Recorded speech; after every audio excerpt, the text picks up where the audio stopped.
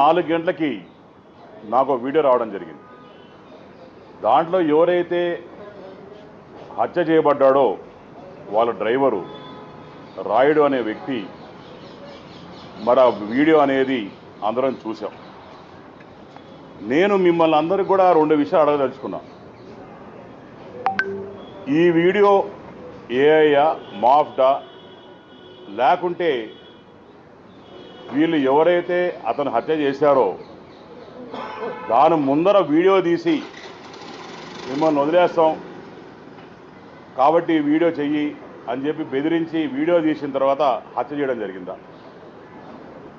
పోనీ ఆ రాయుడు అనేటువంటి బతుకుంటే అన్నా అతన్ని పిలుచుకొచ్చి కూర్చొని మాట్లాడి ప్రజల సమక్షంలోనే ఇది తేల్చుకునేటోళ్ళం. కానీ ఇక్కడ విడ్డూరం ఏమైందంటే ఈ హత్య జరిగి దగ్గర 2 నెలలు కావస్తూ ఉంది. వీరు జైలు కూడా పోవడం జరిగింది. వీళ్ళు బెయిల్ ఇచ్చిన తర్వాత ఇప్పుడు ఈ వీడియో అనేది రిలీజ్ చేయడం దాంట్లో వీళ్ళ అంతరాయం క్లియర్గా అర్థమైపోతాం. ఒక సింపతి తెచ్చుకోదానికో లేకుంటే కష్టపడి గెలిచి ఈరోజు మంచి పేరు తెచ్చుకొని శ్రీకాళహస్తిని అభివృద్ధి చేస్తున్న నా మీద బురద జల్లదానికో చేస్తున్నారని చెప్పి ఒక క్లియర్ కట్ సంగతి తప్ప దీంట్లో వాళ్ళ డ్రైవర్తో నాకు డిపాజిట్లు కూడా గెలవని వాళ్ళతో ఆ రోజు మాకు వాస్తవాన్ని ఈ రోజు వరకు కూడా నేను ఆవిడతో ఎన్నో ప్రాబ్లమ్స్ ఫేస్ చేశాను ఎలక్షన్స్ ముందర కూడా.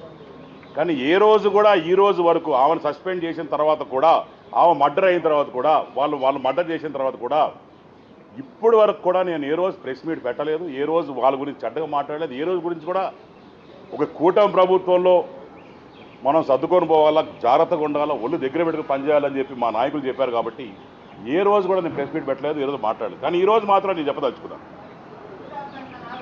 ఆ రోజు అసలు ఆవిడ మా కోసం పనిచేసింది ఆ కూటమి ప్రభుత్వంలో.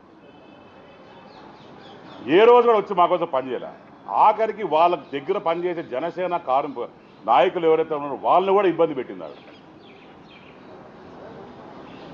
మేము వెళ్ళి ఇంటికెళ్ళి మా తల్లి కావచ్చు, మా భార్య కావచ్చు, ఇంటికెళ్ళి ఓటు అడిగేదానికి పోతే ఓటు అడిగి పనిచేయమని చెప్పాను పోతే కనీసం ఇంట్లో కూడా రానిలే. ఏ రోజు కూడా చెప్పలేదు బాధ మీద.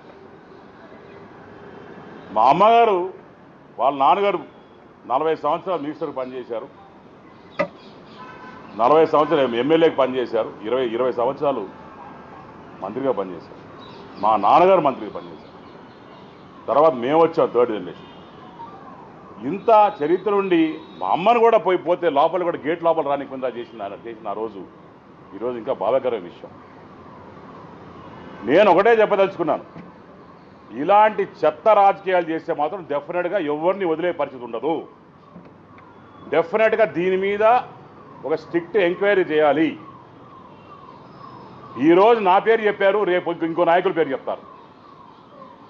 ఈరోజు నా మీద బురదబల్లే ప్రయత్నం ఉంది, రేపొద్దున ఇంకోటి మర్డర్ చేసి వాళ్ళ దగ్గర ఒక వాంగ్మూలం తీసుకొని ఇంకోటి పేరు మీద పెట్టే ఒక కొత్త వే ఆఫ్ రాజకీయం అనేది ఈరోజు చూస్తూ ఉన్నాం.